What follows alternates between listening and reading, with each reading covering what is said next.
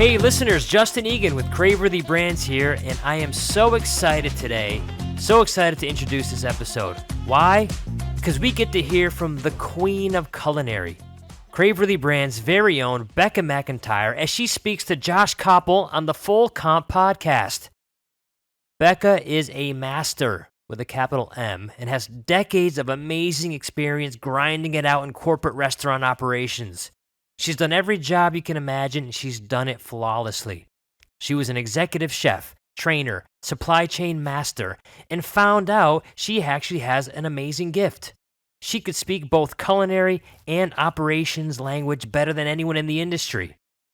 Fast forward to today, Becca spends a lot of her time innovating the menus for over 15 of the brands in the Craveworthy Brands portfolio. Of all people, she knows that nothing drives guests back into restaurants than flawlessly executed, consistent operations. That's why she's a Craveworthy Brands legend and mastermind behind all of the most innovative LTOs that have been brought to market at Genghis Grill, Wing It On, the Budlong, and so many of our other brands. If you want to understand the balance between the science and art of bringing a successful LTO to life, then stop what you're doing, listen to this episode, and subscribe to Room for Seconds for more weekly content like what you're about to hear. Thanks for listening and enjoy the episode. My history, I learned how to cook from my grandmother, Mama Dot, and in a very southern little town in Texas, and just fell in love with food. And I knew I wanted to be in restaurants in some way, shape, or form. And I didn't know exactly that it would lead me here, but I went to culinary school, got a business degree, worked in operations, was an executive chef, and then decided I wanted to get out of the grind and into the corporate side. And that started on the training and then really being the liaison between culinary because of that background and operations. And then that led into really the supply chain side. If I needed to actually develop a product, how do I get it into the restaurants? And that was part of Genghis Grill, which became Mongolian Concepts, and then changed into Craveworthy Brands. So over the years, that morphed from one brand to three brands to now, I think we're up to 14 brands as of a few days ago. So that has changed dramatically, but still letting me stay with restaurants, with food, really have my hands in the development and what really is core to us, which is the food and what we serve our guests. But at the same time, how do we actually get that product to the restaurants and to the table? It's great to have insanely cool ideas, but if you can't execute them or you can't get the product, it doesn't matter what you actually want to do. It's can you actually do it? I want to talk about the paradigm shift from independence and grinding it out to corporate. It reminds me of that scene in Crocodile Dundee where he's like, that's not a knife, this is a knife. Because in independence, we have systems, right? But like once you get into corporate, you're like, oh my God, these are legit systems. And if you don't have them, those little things that you might have complained about when you're in operations make a whole lot more sense of why you have to have them. If you don't have due dates, if you don't have line checks, I mean, we're talking really, really granular details, what happens to your concepts and how quickly they can stumble. If you don't have great training, once again, you can roll out and say, here's a recipe on paper. It's great. Here's a video of how to make it. But if you don't have the training piece to make sure that we execute it, it'll never actually drive guests into your building. So it's taking it from oh yeah, those people sitting at corporate, they just want us to do more paperwork or they don't understand what we do every single day into this is why there are systems in place to make sure that we are consistent to our guests. So when they come in from one location to the next, or even one day to day, that they have that same experience. If you want somebody to really crave a product and come back, it has to be the same product that they had before. Let's also talk about the paradigm shift internally. The value in independence is busy, right? And then in corporate, it's just about productivity. Yes. And a lot of this was more around I thought I wanted to be that chef that was working the line, that had complete control. And then those 3 and 4 a.m. nights got really old. And I was experiencing some of the burnout that we all do from time to time and decided that I wanted a little bit more work-life balance. Won't say that necessarily happened, but it's a different work-life balance than it was in the restaurants. But I thrive in structure. Being able to be in both seats has let me balance the creative side. If I get to play and really experience those flavors and see what everyone else is doing, and then take it from that to a spreadsheet of how much does that cost?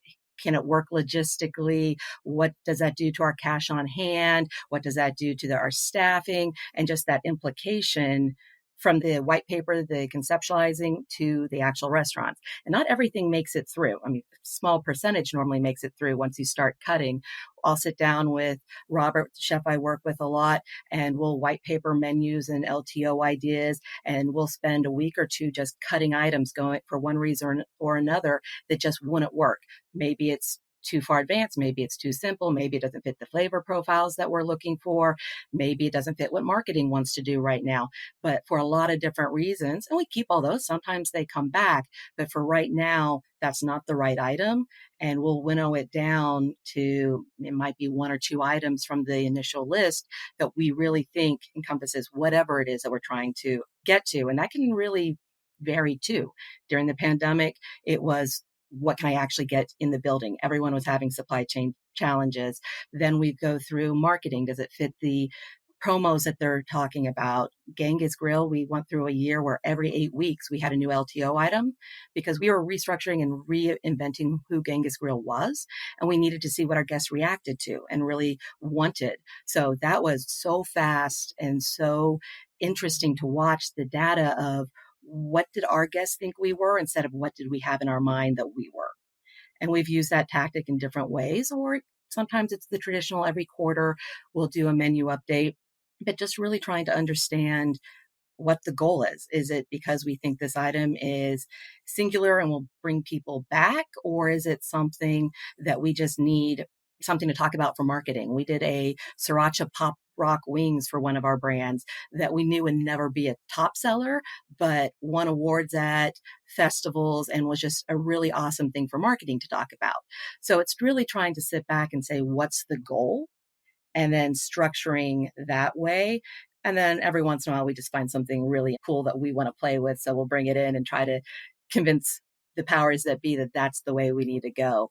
But this has been the most unique position I've ever had that's let me play with both of those roles and try to balance them. Normally, there's supply chain, which is all analytics, versus the culinary that's much more just creative. And then you have to try to match those up. Has mentorship played a role in your career?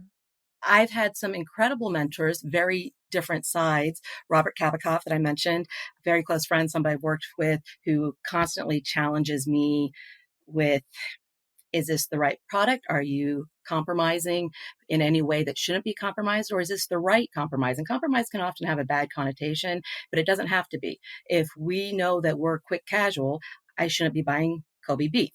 So it's trying to make sure that we match who we are. And he's an incredible sounding point. Jack Sperling, who was supply chain before I came on board at Genghis Grill, has always been a long-term reference point. Just, hey, I need somebody outside of my head. Does this sound right? Am I doing the right thing? Contracting, I have some incredible vendor partners, even some of which are retired. So there's no conflict of interest that I can go to and say, does this sound right? Am I in the right path? And trying to keep my personal integrity through all this. When you're contracting and you're playing with a lot of money and a lot of other people's livelihoods, trying to make sure I do what's right for us and our business, but also at the same time, doing what's right for the industry and long-term relationships overall as well. How do you learn? Where do you learn? I mean, so much of what you do now is like real time. I mean, whether we're talking about supply chain, whether we're talking about culinary trends, where do you spend your time to figure out what's what? It depends on the brand that I'm working on. If it's more fast casual, I spend a lot of time in grocery stores. Once it hits the grocery store, those flavor profiles, that's where a lot of our customers are. I do all the restaurant news. I have lots of vendor insights, data essentials.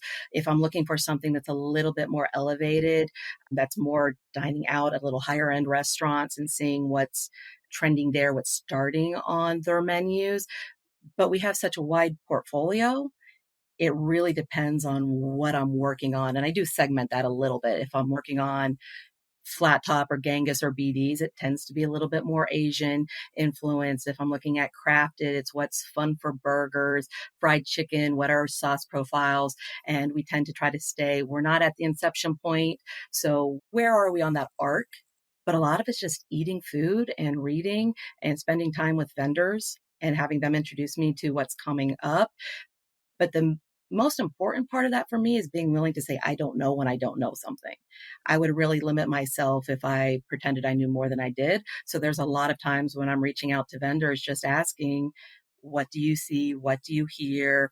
And trying to get their opinions on what's trending or what they see are long term flavor profiles or versus a flash in the pan. I'm Greg Majewski, and I've been a multi-unit operator for 26 years. I know how great it feels owning the right franchise brand, but choosing the right franchisor feels even better. At Craveworthy Brands, our hospitality-driven culture sets us apart because we're invested in your success at every single stage of your journey. We're operators alongside you, paving the way forward to give you a head start on greatness. Start your franchise journey at craveworthybrands.com. I saw this interview with Rick Rubin, the producer, and the interviewer asked him, say, you don't play any instruments. You don't even really know how to control the panel. And you're like one of the greatest music producers of all time. What do people pay you for? What do you do? And he goes, people pay me for my taste, which is just a really fascinating concept. And then I think about you and I think about your role. And I'm curious to know, how much does your taste play a role and influence what actually hits the market? It plays a significant part. You are the Rick Rubin of our industry. Or for at least my brands, along with Robert, but it is always tweaked. So we'll do a lot of working through recipe development. We'll get to the point where we think we're ready to show. Then it'll go to Greg, our CEO, sometimes other people at the tastings. And from there, he'll tweak it. Especially in the beginning, there was a lot of, y'all are too Asian. Get out of that mindset. These aren't Asian brands. It honestly took a little while to where, go back to the word segmenting, to where we said, this is this brand identity, which a lot of that came from marketing. Warwick, who's our digital marketing VP, he's really good at setting, let's see, Budlong, it's a sassy Southern brand. So when we're looking at food, does it fit that profile? And that's helped significantly to try to take myself and my taste out of some of the food to make sure that it speaks for what that brand is, not just what I'm peckish for right now. And so your official role at Craveworthy Brands is you're the VP of Culinary and Supply Chain, which Yes, feels stuffy. But you also have another title, which is much cooler in my opinion, which is the head of ideation. I like that. I might add that to the bottom of my Yeah, for signature. sure. That's the word on the street is when people ask what you do, they say you're the head of ideation, which is, I think, a really cool job in our industry. For those that don't know exactly what you do with Craveworthy Brands, how would you describe it to people? I take food from white paper, conceptualize, and this can be developing complete new brands as we've done, or menu items for brands, and work through the actual recipe process, sourcing of all the ingredients, costing all the ingredients, showing the final plate presentation, tweaking as necessary, then finalizing any sourcing, contracting, slotting, auto shipping, and ensuring supply for all the restaurants of any of those products. So it's start to finish. It is. And it presupposes something that I think is super important and I want to unpack, which is that you know what people want, that you know what's going to drive first time customers, and you know what's going to drive people back. And so that begs the question, what do people want, Becca? People want to change what they want. I think they want food that they understand. As an example of that, we've seen a huge switch from all of the processed meat substitutes to mushrooms. People know what those are. It's a one ingredient deck. So people are going back a little bit to that. You'll see that with, probably shouldn't reference all competitors, but Sonic. And if you watch what they do with their menus, they're simple, they're craveable with a twist. So it's something people understand, people feel comfortable ordering, especially now with inflation and money's tighter. People don't feel like they want to risk ordering something they might not like, but it's still a little bit edgier than how they might have eaten it growing up, to where it feels a little bit fresher. So that's what we do a lot of. We'll take ideas that people have a little bit of nostalgia or comfort around and twist it a little bit, add a new flavor profile. But menu descriptions also play a key part in that, and making sure naming and the descriptions make people comfortable with experiencing the food. I came up in Los Angeles in the industry. And one of the things that one of my mentors told me is he goes, you need to do what the movie industry does. They never tell you the plot of a movie. The way that they pitch a movie is they say, this is Die Hard meets Nightmare Before Christmas. And they take two things that you know, that you like, they were very successful, and they just kind of blend them together in a new and innovative way. Because I think that the secret with innovation, and I'd love to get your thoughts on this, is that people crave innovation in theory, but not really in practical application. By and large, they go to the same restaurants, they order the same thing, sitting at the same table on the same day of the week at the same time every week.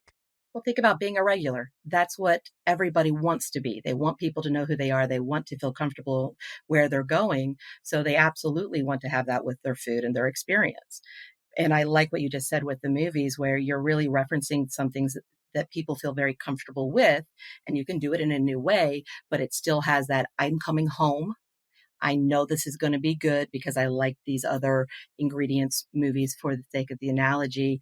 And that is a lot of what we do, is just taking ingredients that people know and twisting them, using them in a different way, even to where I might love this product, but I've never had it this way. I mean, we did a couple of years ago a Korean quesadilla because we were really struggling with what's an Asian-ish app that people will be comfortable with, and that became a number one seller. So it's really a taking some ingredients that maybe our guests weren't as comfortable with, say kimchi, but doing it in a way that everybody knew and understood, and we could really see those sales trend. And that really was eye-opening for me of how did we need to incorporate and introduce flavor profiles before they became ubiquitous and everybody felt comfortable with them, to give it that fresh spin but still kept it comfortable.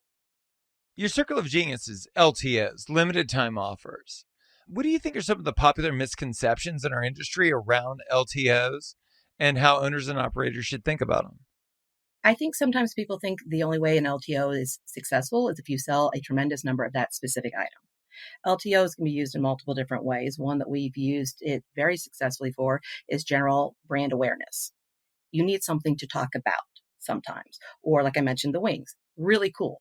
You might not want to eat it, but it's cool. It brings I would you want to top of see it. mind. I don't want to eat a Yeah, wing with Pop Rocks, but like I'll look at it. I would read an but it's article cool. about it. I would. I would watch a Exactly. video on it being made.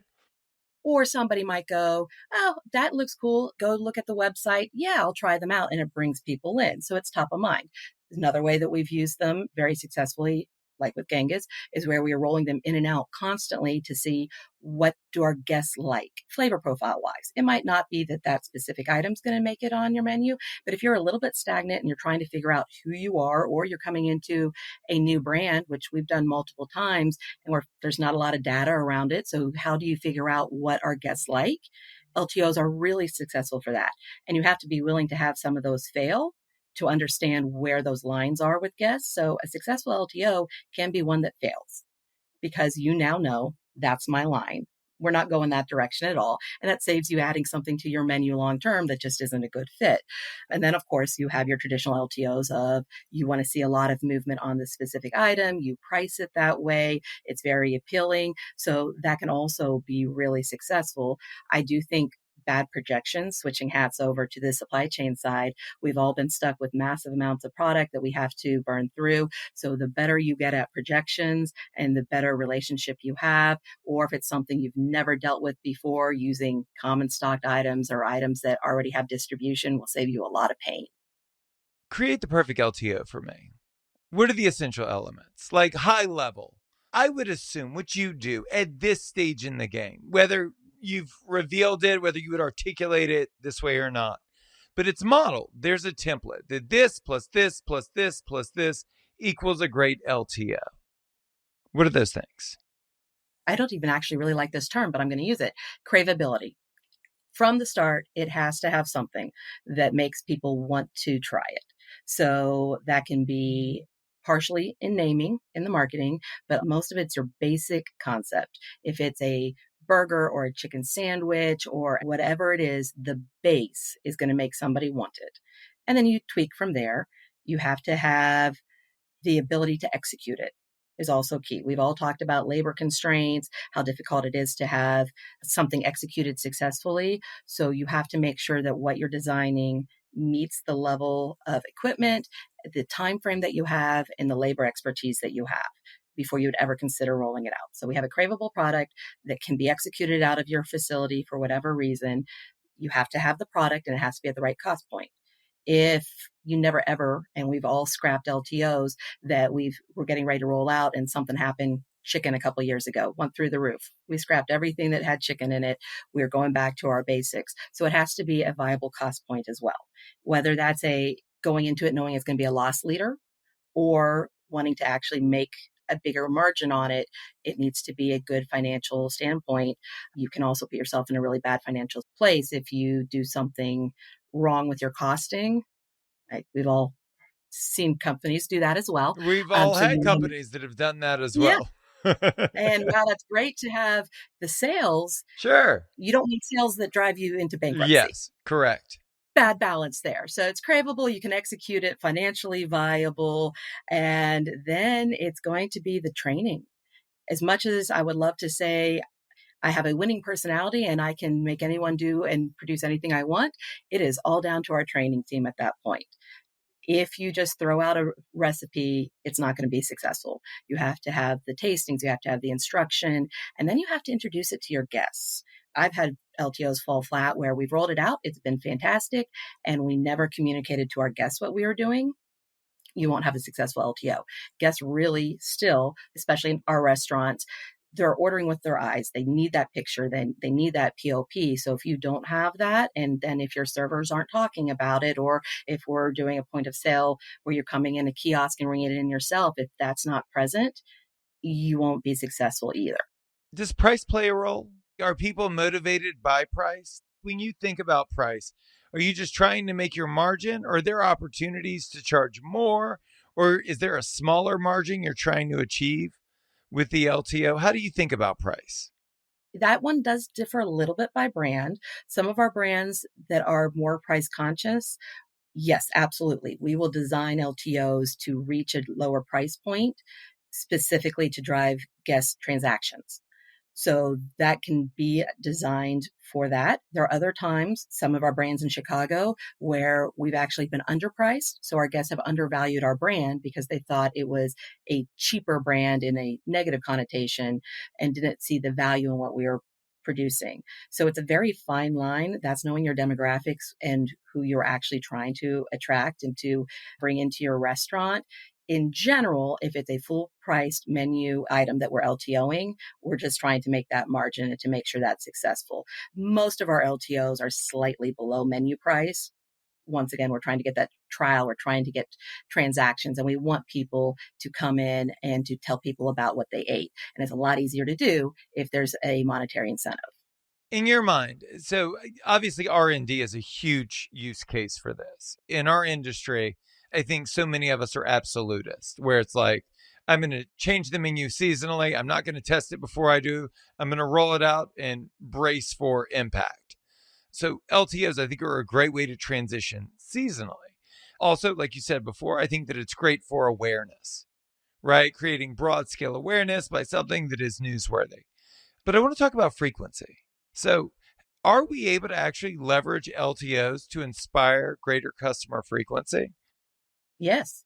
And you create brand loyalty to where your guests look forward to what you're going to bring out next because you have a proven track record of them being great products. You absolutely can drive frequency because they're looking forward to that. Think about Nothing But Cakes. They bring out their product, they advertise their product. I have friends in the industry that go every single time there's a new one because they love their product. We do that with Dirty Dough, our brand, with the new cookies. You love our style of cookies. You wait for that new product to come out so you can go and try it. So you have to have the loyalty and have that proven track record to do that, but you can use it to increase frequency. I just feel like you eat so good. I really do. I eat a lot. I really do. Because I know all of Greg's brands, right? So like, and I feel like if you're actively involved in experimenting, I just feel like you eat better than the rest of us. And if you haven't had the chance, you need to go out to eat with Greg. and he will greg the menu. He orders everything and you sit there and you just graze. So everyone can try everything. It's fantastic. We all, anytime he's in town and he says he's going out to dinner, we all try to tag along.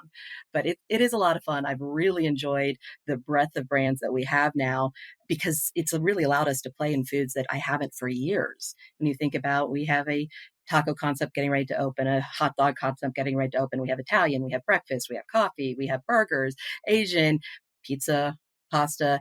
There's really very little out there that we don't get to play with, or at least take inspiration from to bring into another brand.